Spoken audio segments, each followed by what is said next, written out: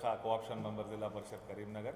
आज press meet करने की अहम वजह जो बीआरएस पार्टी के कारपोरेटर्स इलेक्ट हुए हैं, जनाब अली साहब और शेख यूसुफ साहब की गुलपोशी, और साथ में इंडिपेंडेंट उम्मीदवार जो इलेक्ट हुए हैं जम्मू साहब, उनकी भी गुलपोशी का प्रोग्राम है। इसके साथ में कल जो करीमनगर मेयर का इंतखाब हुआ और उस इंतखाब के बाद मजलिस के सदर जनाब सैयद गुलाम अहमद हुसैन साहब का जो बयान आया, जो गुमराहकुन बयान है, वो बयान देते हुए कहते रहे कि गंगुला कमलाकर साहब रात के 11 बजे तक भी ये वादा करते रहे कि करीमनगर का मेयर कोई फ़िरका परस्त जमात के आदमी को नहीं बनने देंगे, मगर सुबह तक क्या हो गया मालूम नहीं, बीजेपी का मेयर बन गया। ये बात पे उनको एतराज़ था। ये बात हकीकत है कि बीआरएस पार्टी एक सेकुलर जमात है और हमेशा सेकुलर जमातों को सपोर्ट करती आई है और हमेशा से कोई सेकुलर आदमी मेयर बने इसकी कोशिश करती आई है। मगर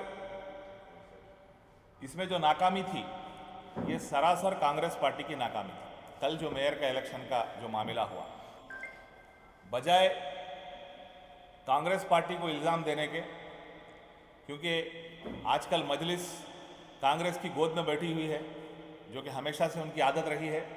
जहां हरी तो वहां चरी, जहां हुकूमत है तो ये लोग वहां पर पहुंच जाते हैं, बिन बुलाए मेहमान बनकर जाते हैं और अपने रोटी सेक के वहां से निकल जाते हैं। ये इनकी साबिक़ा से आदत रही है। इसी आदत के चलते ये लोग बिन बुलाए मेहमान बनकर कांग्रेस के साथ बैठे हुए हैं। मजलिस के सदर साहब आधी बात बोलकर सिर्फ बीआरएस पार्टी पर इल्ज़ाम लगाकर चलते बने। हकीकत यह है कि बीआरएस पार्टी की ये कोशिश रही, सिर्फ 9 कारपोरेटर रहने के बावजूद एक इंडिपेंडेंट कारपोरेटर जम्मू को अपने साथ लेकर 10 होने के बाद में ये कोशिश करे कि कम से कम जो 10 इंडिपेंडेंट कारपोरेटर जीते थे उनमें से किसी एक को मेयर बनाया जाए तो सारे सेकुलर पार्टीज मिलकर उनका सपोर्ट करेंगे। और इस बात में सिर्फ 14 कारपोरेटर रखने वाली जो कांग्रेस पार्टी है, उनमें 3 ग्रुप हो गए। हर ग्रुप अपने आदमी को मेयर बनाना चाह रहा था। वो लोग इंडिपेंडेंट कारपोरेटर को सपोर्ट करने के लिए तैयार नहीं थे। इसके बावजूद वो लोग अपनी पूरी तरीके से ताकत नहीं जोड़ सके। कल जब मेयर का इंतखाब हुआ तो आप सब जानते हैं, कांग्रेस का मेयर कैंडिडेट और एमआईएम की तरफ से जो डिप्टी मेयर कैंडिडेट बने, उनको सिर्फ 22 वोट आए। अब ये 22 वोट अगर इनके पास थे तो एमआईएम के मिला के, यानी कि कांग्रेस के 14, एमआईएम के 3 और एक जो इंडिपेंडेंट कारपोरेटर उनके साथ शामिल हो गए थे वो मिलाए तो 4, और ऑल इंडिया फॉरवर्ड ब्लॉक के 2 और 2 इंडिपेंडेंट कैंडिडेट्स, ये जुमला मिला के ये लोग 22 आदमी हुए जिनको वोट आए। बीआरएस के पास अपने खुद के 9 वोट थे और 1 वोट इंडिपेंडेंट का था जम्मू का, जो 10 हो गए। 22 और 10 सिर्फ 32 होते थे। और अगर एक्स ऑफिशियो मेंबर एमएलए साहब भी वोट डालते तो सिर्फ 33 वोट बनते थे, जबकि ज़रूरत 35 वोट की थी। ये सरासर नाकामी कांग्रेस पार्टी की है, जो 2 इंडिपेंडेंट उम्मीदवारों को अपने साथ नहीं ला सकी। ये सिर्फ तोहमत है बीआरएस पार्टी पे। और कुछ हजरात तो ऐसे ऐसे बयान दे रहे हैं कि भाई अमित शाह साहब का फ़ोन आ गया था, जैसे कि वो बाजू बाथरूम में बैठे हुए थे और ये सुन रहे थे। तो ये इल्ज़ाम तराशी बंद करें। बल्कि मैं ये मशवरा देता हूँ मजलिस के सदर साहब को कि वो अपने गिरेबान में झांक कर देखें, क्योंकि करीमनगर की आवाम ये समझती है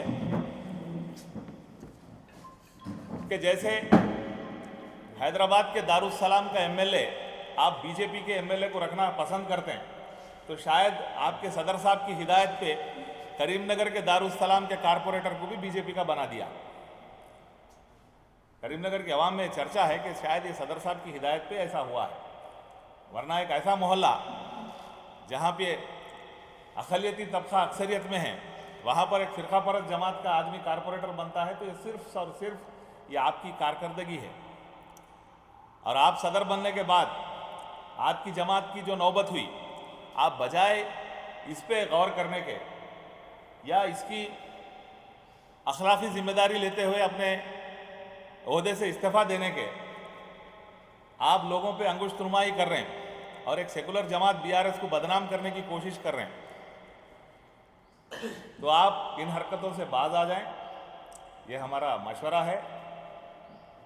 वरना जब आपकी असलियत खुल चुकी है, आपकी असलियत महाराष्ट्र में भी खुल चुकी है, महाराष्ट्र के अमरावती में आपकी जमात के लोग सपोर्ट करते हैं तो बीजेपी का मेयर बनता है, और आप हमसे ये तवक्को रखते हैं कि जहां कांग्रेस और बीजेपी मिलके म्यूनसिपालिटीज बना रहे हैं, मिसाल के तौर पे अपने करीमनगर जिले का मिटपल्ली में म्यूनसिपल चेयरमैन बीजेपी और वाइस चेयरमैन कांग्रेस, तो ऐसे कई मुकामात हैं। आमनगल में भी वही हाल हुआ। तो अगर बीजेपी और कांग्रेस मिलती है तो इस पर आपको कोई एतराज़ नहीं है, बल्कि हम ये कहते हैं कि भाई कोई एक इंडिपेंडेंट कैंडिडेट को मेयर बनाया जाए तो हम सपोर्ट करेंगे। तो आप लोग तैयार नहीं होते इसके लिए, क्योंकि आपको अपना डिप्यूटी मेयर चाहिए था और कांग्रेस को अपना मेयर चाहिए था। वो कांग्रेस में 3 ग्रुप्स थे, वो 3 ग्रुप्स में हर ग्रुप को अपना मेयर चाहिए था। इसके बावजूद आप जो इंडिपेंडेंट कारपोरेटर्स जीते थे, क्योंकि वो जो मैजिक फिगर रीच होने के लिए चाहिए था वो जमा नहीं कर सके, और तोहमत बीआरएस पे लगा रहे, ये सरासर गलत है। ये तोहमत लगाना बंद करें, और बल्कि मैं डिमांड करता हूं कि आप जो करीमनगर की आवाम को गुमराह करने की कोशिश करें, उसके लिए आप पहले माफ़ी मांगें। पूरा हिंदुस्तान जानता है कि बीजेपी की बी टीम कौन है। करीमनगर का अच्छा खासा माहौल था, कोई उम्मीद नहीं थी बीजेपी को यहाँ पर अक्सरियत में सीट्स लेने की। जब ये इतला मिली आपके सदर साहब को, तो सदर साहब खुद चल के आए यहाँ पर और गेम बदल देने का जो बात करे। अब गेम बदलने का नतीजा ये निकला कि आपके 6 जाके 3 हो गए, और जिनके 15 या 16 थे वो जाके 30 हो गए।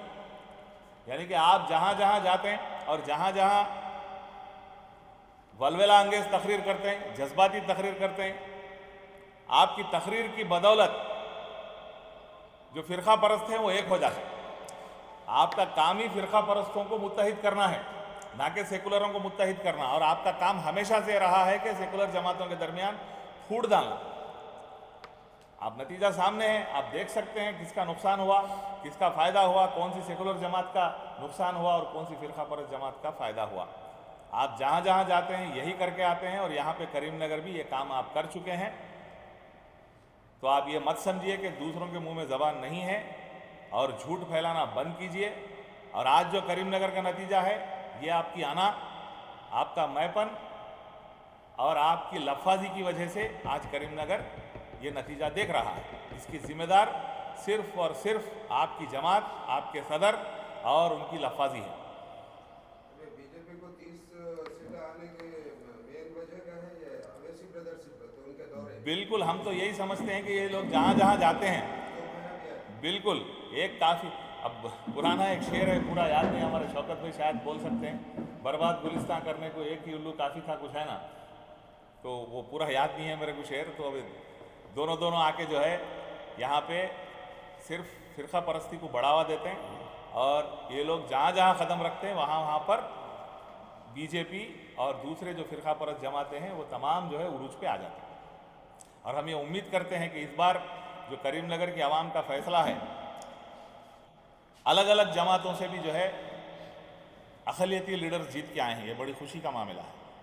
कहीं इंडिपेंडेंट भी जीते हैं, कहीं कांग्रेस से भी जीते हैं, कहीं बीआरएस से भी जीते हैं, और कहीं मजलिस से भी जीते हैं। मगर ये जो जीतने वाले थे, अगर ये उनकी जमात के परचम पे जीतते तो ये सारा सहरा वो लोग अपने सर पे लेने वाले थे। ये जो जीत हो रही है ये कौम के नाम पे हो रही है, ना कि आपकी पतंग के नाम पे। के लिए क्यों प्रपोज करे साहब? अगर कांग्रेस चाहती तो कोई मेयर के लिए ही प्रपोज कर देती। कौन रोका था उनको? जब इनको जीतने की कोई उम्मीद नहीं थी, इनके पास सिर्फ 22 सीट बाकी थे, तो मेयर के लिए क्यों नहीं करे प्रपोज? आप डिप्टी मेयर के लिए क्यों करें? और 22 लेके कैसा आप मेयर बनाने चले थे? जबकि हमारी ये पेशकश थी बीआरएस की कि भाई कोई इंडिपेंडेंट कैंडिडेट को हम बनाएंगे, मेयर भी बनाएंगे इंडिपेंडेंट को और डिप्टी मेयर भी बनाएंगे इंडिपेंडेंट को। जैसा आदिलाबाद में यही फार्मूला बीआरएस प्रपोज करी और वहाँ पे सक्सेस हुई। ये खुद कांग्रेस पार्टी भी जो है बीजेपी के साथ इनका क्या तालमेल है नहीं मालूम। ये लोग क्या करें, निजामाबाद कांग्रेस को छोड़ दिए और करीमनगर बीजेपी को छोड़ दिए, और दरमियान में जो मेटपल्ली है, मेटपल्ली में दोनों मिलके अब जो है काउंसिल बनाने वाले हैं। निजामाबाद कांग्रेस, करीमनगर बीजेपी, और दरमियान का जो मेटपल्ली है, मेटपल्ली में चेयरमैन कांग्रेस का और वाइस चेयरमैन बीजेपी का, या चेयरमैन बीजेपी का या वाइस चेयरमैन कांग्रेस का, ये दोनों की मिली भगत में वहाँ पे जो है म्यूनसिपल काउंसिल बनी हुई। वो लोग बेहतर जाने, वो लोग अपने गिरेबान में झांक के देखना, अगर झांक लेना और अपनी पार्टी को जो है कुछ सुधार ला ले सकते हैं। किसको बदलना है, इसकी अखलाकी जिम्मेदारी किसकी बनती। ये जो मुँह को आया बक देना या ज़बान चला देना, इसको आवाम नापसंद करती है, उनको सबक लेना चाहिए। वालेकुम वरहमतुल्लाहि वबरकातहू। मैं ख़ास तौर से मीडिया का शुक्रिया अदा कर रहा हूँ और मेरे डिवीज़न नंबर 32 हुसैनीपुरे की आवाम से मैं अदबन गुजारिश करते हुए, मैं दिल की गहराइयों से उन लोगों का मैं बहुत ही शुक्रमंद हूँ और शुक्रगुजार हूँ अल्लाह के करम और रहम करम से जो आप लोग मुझे कामयाब करें। अल्हम्दुलिल्लाह मैं बराबर वो जो जिम्मेदारी एक कॉरपोरेटर की हैसियत से होती है, मैं हर काम जो है सो करके मेरे महल्ले वालों को मैं इंशाल्लाह पूरी कोशिश करूँगा कि मैं काम करके दिखाने की इंशाल्लाह। और रही बात जो बीजेपी और कांग्रेस टीआरएस मिलके कई को जो है सो सपोर्ट नहीं करी, क्योंकि मैं वहाँ चश्मदीद गवाह हूँ। ये बात बताना ज़रूरी समझते हुए मैं बता रहा हूँ। विलचाला राजेंद्र राव साहब आए, हमारे डायनामिक लीडर गंगुला कमलाकर अन्ना से मिले, बात करे, हमारे को बिठाया गया। हमारा कोई बड़ा डिमांड नहीं था। हमारे कमलाकर साहब सिर्फ हमारे जीते हुए कारकुन की जो है सो हिम्मत अफजाई के लिए आप लोग पहले एकता हो जाओ। कल सत्यनारायण साहब एमएलए साहब आके बात करें, उसके बाद हमारे श्रीधर बाबू साहब के पीए आके बात करें, क्योंकि हम वहाँ पे लव में है, मैं वहाँ पे प्रेजेंट था। मैं हमारे जम्मू भी थे, अली बाबा भी थे, हम लोग साथ मिल के वहाँ पर रह रहे थे। तीनों भी आ रहे हैं तो 3 मेयर का नाम अलग अलग लेके आ रहे हैं। तो कमलाकर साहब एक ही बात बोल रहे थे, भाई तुम लोग पहले एक डिसाइड हो जाओ कि मेयर किसको बनाना चाहिए। हमारे आवाम तो मेरे जो है मेरे कारकुन कोई भी यहाँ से जाने वाले नहीं है, और हमारे को भी बुलाया गया। हम सामने जाके बैठे, सत्यनारायण साहब से भी मिले, वेलचला राजेंद्र राव साहब से भी मिले। हमारे अल्फाज यही थे कि हमारा बास कमलाकर जो लकीर खींचेगा वो लकीर के पार हम नहीं जाएंगे, और हमारी ज़बान से एक अल्फाज भी नहीं निकलेगा, जो उन्होंने बोलेंगे हम उसके ऊपर आके जो सो हम आप लोगों को सपोर्ट करेंगे बोल के बोले। तो कमलाकर अन्ना का जो डिमांड था, मेरे कॉरपोरेटर्स को क्या देते, मतलब पैसों से नहीं होता, महल्ले के डिवीज़न के अखराजात काम के लिए, यानी जो डेवलपमेंट्स के फंड्स के लिए एक काम के लिए जो है सो बात से ज़बान से नहीं होती, मेरे को राइटिंग में देना मेरे, क्योंकि मेरे कॉरपोरेटर्स को मैं जिम्मेदारी से आप लोगों के पास लेके आऊँ, उनके एक अल्फाज थे। और जो रहा ऑप्शन का बारे में रहा, तो जो सो एक सोचो, और जो मेयर को जो बनाएंगे आप लोग, हाँ हमारे 10 लोग हैं, अगर इसमें से अगर कुछ ऑप्शन आ गया इंडिपेंडेंट से जीत के इस वालों को भी अगर आप चॉइस करें, तो हमारे लोगों से हम जो है कुर्बानी देने को राज़ी है।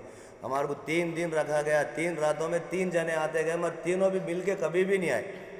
सत्यनारायण साहब आए तो भी अलग है, वेलचला राजेंद्र राव साहब आए तो भी अलग है, श्रीधर बाबू साहब के पीए आए तो भी अलग ही चाहे। हमारे को तीनों के पास भी हमारा अन्ना हैंड साहब सलाम कर सकते हैं ऐसे कमलाकर को। अगर वही 14 लोग हमारे जीत के रहते तो 100% कंपलसरी म्यूनसिपल पे झंडा ये गुलाबी लहराता था। मगर बदकिस्मती है हमारे लोगों की सिर्फ 9 जीते, फिर भी बनाने की पूरी कोशिश करे वाला एक ही वाक़ई शख्स है गंगुला कमलाकर। उनके कैंप में से आदमी चले जाता, उनको होश न रहती। ऐसी गवर्नमेंट जो है सो लोग मेंटेन कर रहे हैं। बोलना तो बहुत बड़ी बात हो जाती, नहीं बोलना चाह रहा हूँ, मगर मेरे आँखों से जो देखा मैं देखे सो बात बता रहा हूँ। बस ये मेरे अल्फाज थे।